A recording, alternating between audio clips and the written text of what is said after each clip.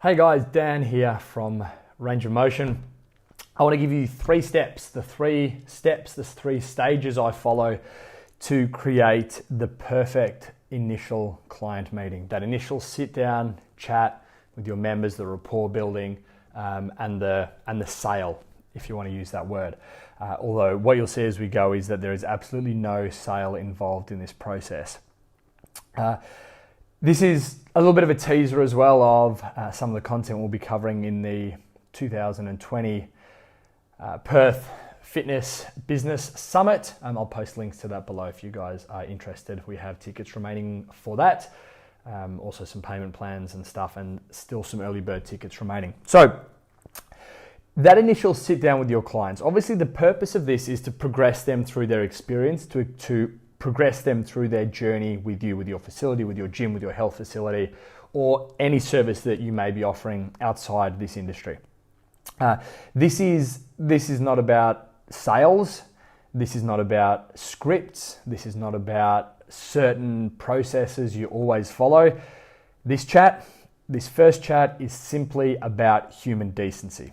And as soon as you start to think about it that way, as a conversation, as rapport building, you start to lose that sort of icky, dirty feeling you get as if you're trying to make a sale to someone. And as soon as they realize that you're just approaching this as a person having a conversation with them, they sort of bring their wall down, and you can really then establish how you can best help them.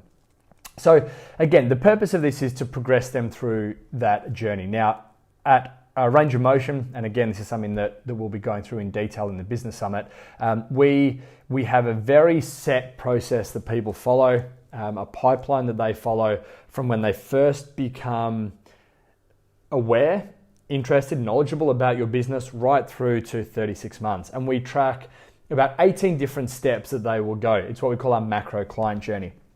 And the purpose of this is just to progress them to that next stage in the macro client journey. Now, over the last 3 years in how we track this journey, and we track what percentage of people progress from one stage of the journey to the next.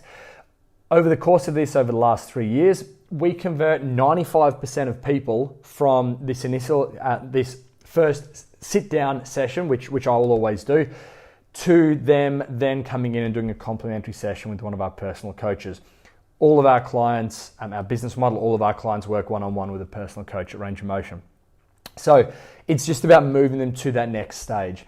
We have a 95% conversion rate, and what I'll do, guys, is talk you through exactly what I talk about and what these three stages are to be able to hopefully move people along. But it's not just about that. This really is a test to see if the values match, whether the values of the person who is effectively interviewing to become a client or a member at your facility or your boot camp, personal training business, whatever it is. It's an interview to see whether there's a value fit there. Do they match your values? Do you match their values? And if they do, if there's a value match there, then this person will become an effective long-term client. They will become someone who is invested, they match your avatar, and they're great for the culture of your business. So let's talk through this in chronological order. They come in, hi, shaking hands, how you doing? Offer them a drink, offer them a coffee, a cold brew coffee if you've got them in the fridge, offer them a water. You're inviting these people into your home, and remember that they are probably terrified. They are probably really scared about this new environment that they've walked into. A lot of people are looking for your help because they haven't been able to get this elsewhere, which tells you that straight off the bat they've had a negative experience in a similar place with a similar person to you. So invite them in, just like you'd invite or welcome someone into your home, pour them a glass of wine, you do the same thing. Water, cold brew coffee, etc. So that's the first thing that you want to be doing. This is not a gym tour. This is not telling them about what you do. That's not the purpose here at all. Like we've said, it's a test to see if there's a culture fit, if there's a core value fit there. It's not, hey, look at all the great equipment we have. Look at all these packages we have. Look how cheap our service is. Look how good the access is here. It's not about that at all. This is more about, and you should spend more time talking about their kids and their dogs and what they do for work and the social sport they play on the weekend, where they went to school, where they went to uni, what they study. building a rapport and finding these commonalities between your own life and their life. Oh, so you live in East Perth. I live in East Perth too. Oh, you have a baby. I have a baby too. Little boy or a little girl. Building this rapport, establishing a culture fit. That's where most of the time should be spent. So that is the first of our 3 stages here of starting this journey. The first of our 3 stages is a conversation. It's not a sale. It's not all about listening. That's the second stage. It's not all about talking. It's about having a conversation like you would with mates at a barbie on a Saturday afternoon. So there's stage 1. Talking about their life, about your life, about building that rapport. Stage number 2, this is where we go on to the listening stage. Here's how I would do this. I basically say to them, okay, so let's talk about how we can help. Tell me why you initially contacted us. Why did you initially approach us? What can we do for you? And then I'll sort of change my body language.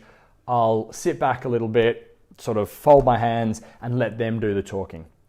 I'll take some notes as I go so I can refer back to those. And also it lets them know that you're invested in what they're saying and that you're putting some ideas together for what that plan of attack for them would be in the future. So this is the listening phase. It's a matter of just asking questions, making small interruptions here and there. Okay, tell me about that shoulder injury a little bit more. Or why did this approach not work for you in the past? So just starting to get some information to establish what it is that they actually need from you. From this point, this is the bit that takes a little bit of guts. From this point, you need to establish whether you're a good fit. Not necessarily a cultural fit, but the service you're offering, does it solve their problems? If someone comes to Range of Motion, for example, and they want some sort of hardcore weight loss plan, that's not what we do. So you need to fall back on your unique selling proposition. What is it that you do better than anyone else in Perth, in Australia, in the world? And you need to have that confidence about your unique selling proposition. Our USP at Range of Motion is our real individualization of what we do. It's the fact that we show individualized care for every single person who comes in. We have 170 odd clients, and again, every single one of those works one-on-one with their personal coach. We don't have group classes. There's no membership where you can just come in and use that facility. It's what we hang our hat on. Now, if someone's coming in for a service and the service or the solution to their problem is not what you do, you need to have the guts to say that to them. And this comes back to the purpose of your business. And again, I've spoken about this before, but you should be looking to try to build a purpose-based business, a purpose-driven business. You're not trying to create a business that is for profit. You're trying to create a business that is for purpose. Let's talk about the difference and why one can mean the other, but the other can't necessarily mean the one. If you have a for-profit organization like a big bank, it doesn't necessarily imply that there will be purpose, that there will be legacy, that you'll be leaving a positive mark on the world. However, if you build a purpose-driven business, a business that is for purpose as opposed to for profit, that will almost always then result in a better bottom line. It will almost always result in a for-profit business as well. Build a for-purpose business, it will give you profit. Build a for-profit business, it won't necessarily give you purpose. The bottom line will look after itself if you look after the needs of your potential clients and if you solve the problems of your potential clients. So you need to fall back on what this mission of your business is. Your mission is going to be something along the lines of building happy, healthy people, building happy, healthy communities, etc. Your mission is not to make as much money as possible. Building happy and healthy communities, happy, healthy individuals, that will give you that bottom line almost by definition. So if you are not the best fit, if you are not the best person to solve the problems of this client, you come back to your mission. Your mission is to build happy, healthy people. There's nothing in that mission that says I must build happy, healthy people at Range of Motion, just that I must build happy, healthy people. My responsibility therefore becomes, okay, I don't think we're the best fit for you. Here's why. XYZ. However, these are some people I know. These are some health professionals you can go to who I think can solve your problem. And it's something that we will do quite often. We will quite often turn away clients, not because they're not a great culture fit, but because we have confidence in our product. It's just as important to know who you are not well positioned to help as it is to know who you are well positioned to help. Take some guts because you're turning people away. But I promise you, in the long run, if you have that clarity in what you do, that clarity in the people you help, the clarity in the problems that you solve, that will absolutely improve your bottom line, and it'll make it a much more purpose-driven business as well.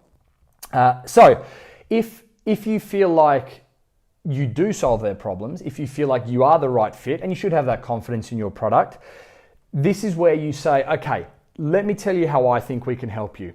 Here's what we do. This is maybe where you talk about your products and your services. This is where you talk about some of those unique selling propositions, some of those key points that make you different to other people, some of the things that make you different to other people who may be offering a similar sort of service. And again, the key term here is different. It's not better. I would never say that we are better than someone who does 80 group classes every week.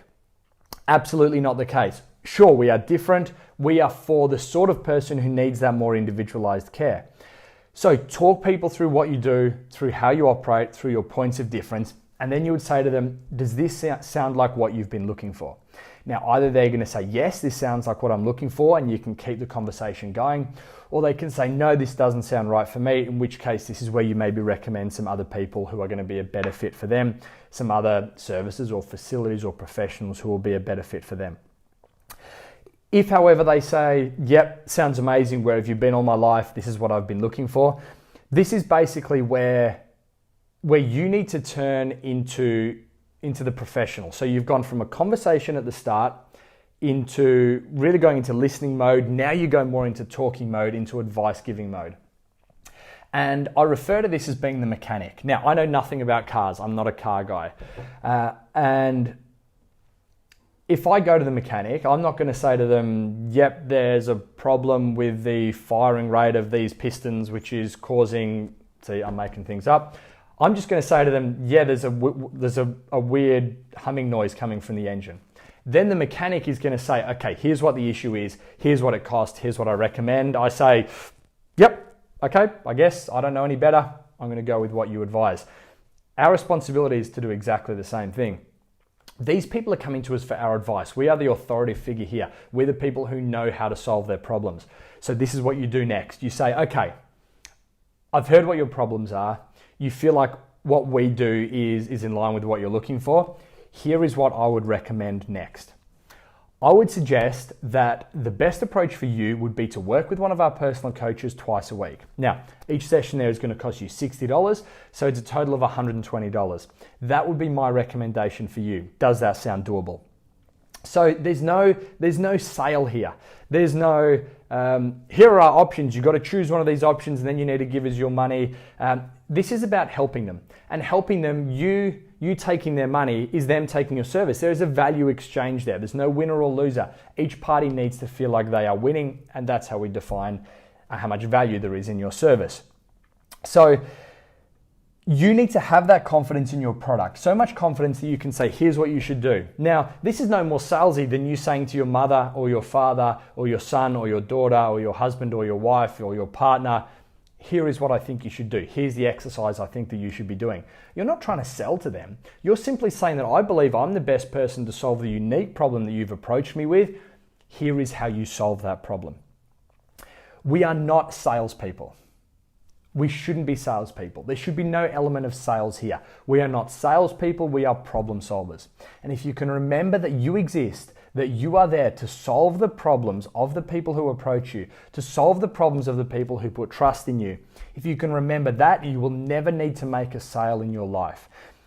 Because instead, you'll be solving people's problems and you will become so highly sought after because you are the person, the authority, who is well positioned to solve the problems of the avatar that you choose to help, using your unique selling proposition to build a purpose-driven business which is going to help people. After that, you basically say, right, here's the next step. We need to book you in for XYZ. You need to sign up here. You take them through that next step. You can see that as you go, there's just all this whole series of little checks. Are we right for you? Is there a culture fit? Do we have the service that you're looking for? All these little steps that we go through to make sure that they are going to be really qualified to be someone who is going to be a long-term client, a long-term member, a long-term part of your business. And again, guys, I track this right out to 3 years plus. I don't celebrate, yes, we've achieved a new client, we've made a sale, we've got their first payment, we've got their first handover of cash. That's not the case at all. This is when the sales process really begins. When they have become a client, then you need to look after them. You have to over-deliver on all those promises that you've set. 2 takeaways for you. That initial sit down, the first thing to do is to form relationships. You must form a relationship with this person, and the second thing you need to do is to solve their problems.